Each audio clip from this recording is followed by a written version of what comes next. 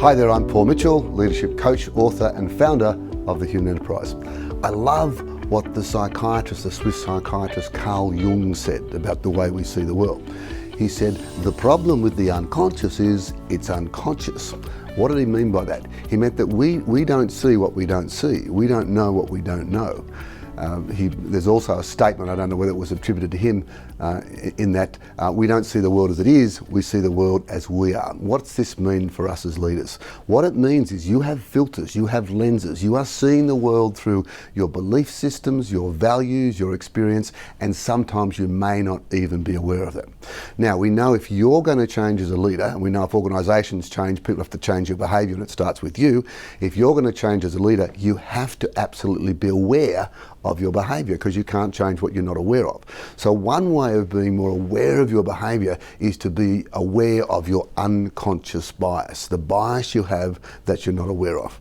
So two forms of unconscious bias that we sometimes talk about in our workshops. One is the halo effect, and the second one is the horns effect.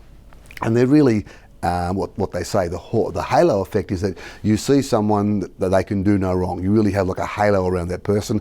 And the horns effect is you see someone as not working well or could do no good stuff, in other words, the opposite of the halo effect. Now with each of those we make what we call additions and deletions. With the halo effect we add stuff. They're a great sales leader, therefore they'll be a great sales manager. They're very good at planning, therefore they'll be great at creating. And this may or may not be true, but just be aware how we add stuff because we're seeing in through these rose-coloured glasses with the halo effect. The opposite of that is we delete stuff. We think, oh, they're really great at planning, so they'll get stuff done. We don't think about their workload. Or they're very, very skilled in some areas, so we don't look at training them. So we make deletions. So is there someone in your team who's a bit of a favourite, Just start to think about it. Have you got a halo effect around them? And is it unconsciously affecting the way you see them? Do you have unconscious bias there? The other one, which is sometimes even worse, is the horns effect. You take a set on someone. They may have said something to you, so you think they're arrogant, and you look for that arrogance. Or they may have been late a few times, so you look for lateness, or you look for tardiness. And so the additions you make with the horns effect is you make up stories about how bad they are in certain areas. They're hanging with certain people, so they must be that certain type of person.